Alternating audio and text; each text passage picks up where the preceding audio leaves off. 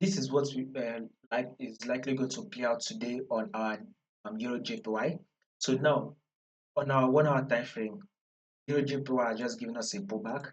Now our next movement on EURJPY will be one more drop that should give us a bearish sell. So that is to tell you that for the day we will be expecting JPY to sell for the day. So whatever you would want to be doing on your Euro US and JPY, you should be looking for a sell. You should be anticipating for a sell because on our Euro JPY we are on a bearish move.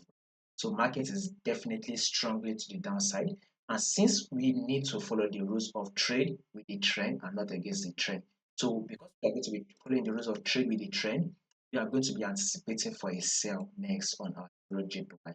So we should be expecting Euro JPY to give us some more drop by deforming a new lower low. So a bearish move for the day is still what we are going to be expecting on our Euro JPY. Now, if in case there's going to be any changes to this moment that we just predicted, I'll make sure I let you guys know. So in order for you not to miss out on those updates, make sure you click on the subscribe button, like and share, and also follow the Telegram channel. You will find the link to the Telegram in the comment section.